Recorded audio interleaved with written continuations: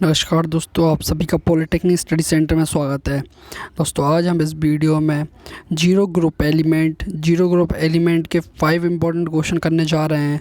5 question important full explain के साथ बताएंगे। तो दोस्तों इससे पहले अगर आपने जीरो ग्रुप एलिमेंट का चैप्टर नहीं देखा तो ज़रूर देखें। शॉर्ट चैप्टर है, ट्रिक है, आपके पास ट्रिक भी दी गई है। उस चैप्टर में हमने बताया कि किस प्रकार से आपको ज़ीरो ग्रुप एलिमेंट याद करने हैं, ज़ीरो ग्रुप एलिमेंट होते क्या हैं, इनकी प्रॉपर्टीज़ और ये रिएक्टिव होते हैं अनरिएक्टिव, इस प्रकार की बातें की गई है ज़ीरो ग्रुप एलिमेंट के चैप्टर में। छोटा चैप्टर है दोस्तों, तो ज़रूर देखें और इसके बाद ज़रूर इंपॉर्टेंट क्वेश्चन देखें जिससे आपका रिवीजन हाल हो जाए।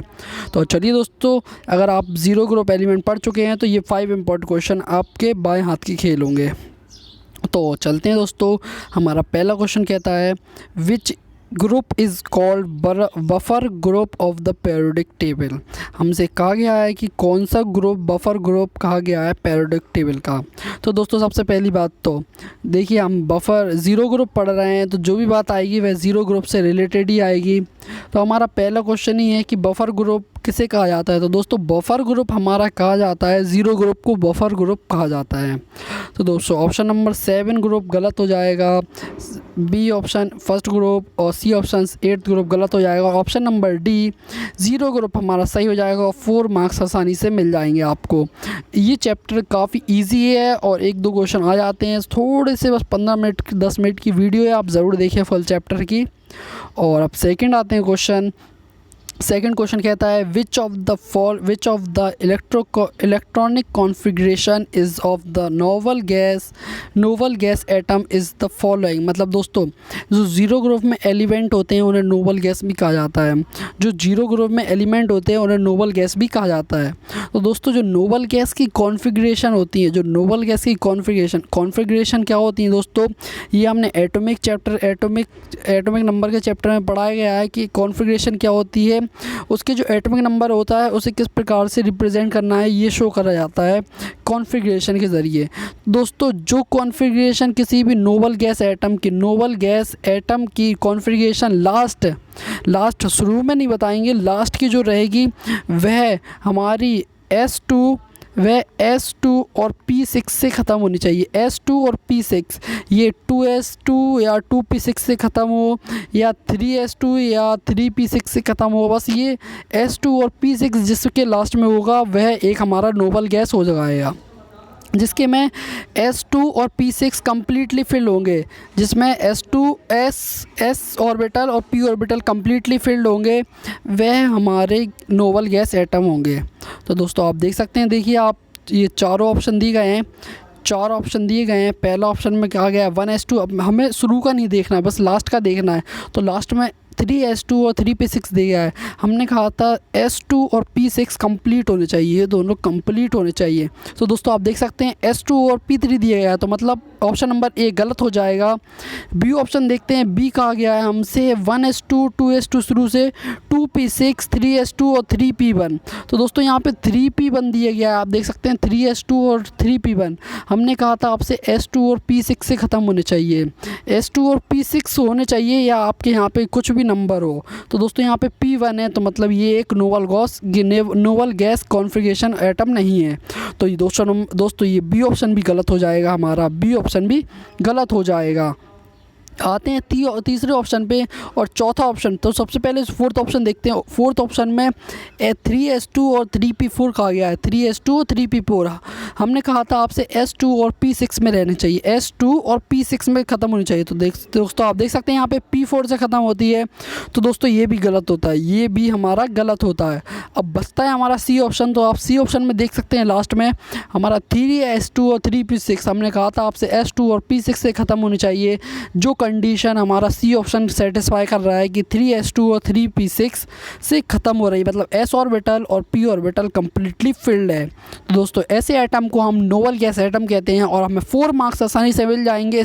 हल्की सी ट्रिक के लिए आप देख सकते हैं, आपको कोई भी एटम याद नहीं करना है, सिर्फ आपको ये ट्रिक देखनी है S2 और P6 जिसके लास्ट में वही कॉन्फ़िगरेशन वाला हमारा नोवल गैस एटम। तो आपका ऑप्शन नंबर डी हमारा सही हो जाएगा, हमें 4 मार्क्स आसानी से मिल जाएंगे इस छोटे से सवाल के लिए। दोस्तों इसी प्रकार के सवाल आते हैं और आते हैं तीसरे क्वेश्चन पे। तीसरा क्वेश्चन कहता है the following is absent in air. तो दोस्तों कहा गया है कि इनमें से कौन सा एलिमेंट, जो नीचे एलिमेंट दिए गए हैं उनमें से कौन सा एलिमेंट हमारा एयर में नहीं पाया जाता, मतलब एटमॉस्फेयर में नहीं पाया जाता। तो दोस्तों अब तो ये एक आश्चर्य की बात होगी कि हमारे एटमॉस्फेयर में कौन सा एलिमेंट नहीं पाया जाता, हम इस प्रकार से कौन सा याद रखें। तो दोस्तों आपको बता दें, जो रेडियो एक्टिव होगा वह एलिमेंट हमारा एटमॉस्फेयर में नहीं पाया जाएगा। जो रेडियो एक्टिव कौन होते हैं, जो जल्दी ख़त्म हो जाते हैं, वे एटमॉस्फेयर में प्रेजेंट ही नहीं रहते हैं। तो दोस्तों आप याद कैसे करेंगे कि कौन सा हमारा रेडियो एक्टिव एलिमेंट होते हैं जो एटमॉस्फेयर में प्रेजेंट नहीं होते, मतलब एयर में प्रेजेंट नहीं होते। तो दोस्तों आप रेडियो एक्टिव एलिमेंट क्या होते हैं। तो दोस्तों ये हमारा ज़ीरो ग्रुप चल रहा है, तो ज़ीरो ग्रुप हमारा तो आप देखिए, आप यहाँ पे हीलियम, रेडॉन, नियॉन और आर्गन, हीलियम, रेडॉन, नियॉन और आर्गन दिए गए हैं। तो दोस्तों आप देख सकते हैं हीलियम, नियॉन और रेडॉन और आर्गन में से सिर्फ एक एलिमेंट ही हमारा रेडियो एक्टिव एलिमेंट है, जिसे आप याद रखना है। वह एलिमेंट हमारा रेडॉन, वह एलिमेंट है हमारा रेडॉन। रेडॉन एक ऐसा एलिमेंट है, एक रेडियो एक्टिव एलिमेंट है जो एटमॉस्फेयर में नहीं पाया जाता। तो दोस्तों इस प्रकार से हीलियम, नियॉन और आर्गन सभी हमारे एयर में, एटमॉस्फेयर में पाए जाते हैं, पर रेडॉन हमारा रेडियो एक्टिव एलिमेंट नहीं पाया जाता। तो दोस्तों आपको इस प्रकार से पहचानना है कि रेडियो एक्टिव एलिमेंट देखना है। तो दोस्तों आपका 4 मार्क्स मिल जाते हैं आपको आसानी से कि एटमॉस्फेयर में प्रेजेंट नहीं है। बस आपको थोड़ा सा दिमाग लगाना है, समझना है, और दोस्तों आपका सवाल हो जाएगा। तो 4 मार्क्स आसानी से मिल जाएंगे तीसरे क्वेश्चन में। अब आते हैं दोस्तों फोर्थ क्वेश्चन। हमारा फोर्थ क्वेश्चन कहता है which is the commonest gas in the atmosphere.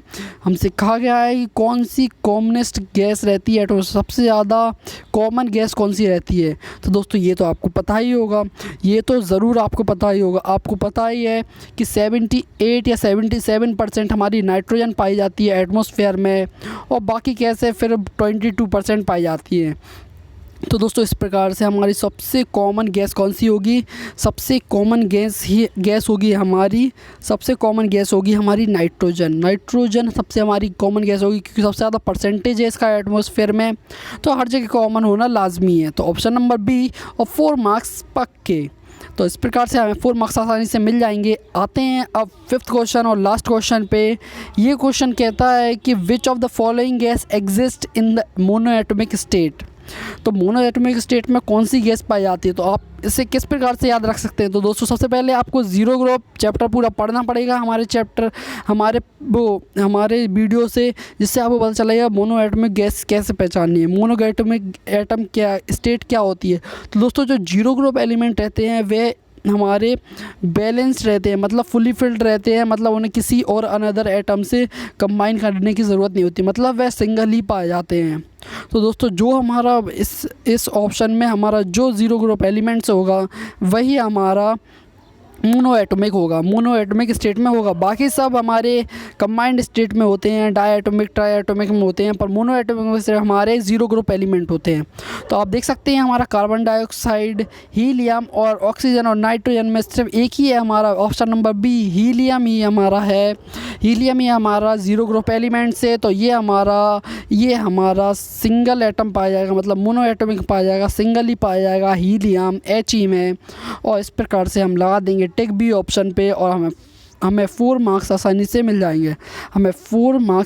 मिल जाएंगे, सिर्फ हीलियम बताने के। तो दोस्तों ये थे हमारे 5 क्वेश्चन। उम्मीद है दोस्तों आपको समझ में आए होंगे। समझ में आया दोस्तों कमेंट करके ज़रूर बताएं आप किस प्रकार से आपको अच्छे लगते हैं क्वेश्चन, और अगर आपको किसी को स्पेसिफिक वीडियो चाहिए तो ज़रूर कमेंट करके बताएँ। और धन्यवाद दोस्तों पूरी वीडियो देखने के लिए। उम्मीद है आपको समझ में आई होगी, और समझ में आई हो तो लाइक ज़रूर करें। और धन्यवाद दोस्तों। जय हिंद, जय भारत।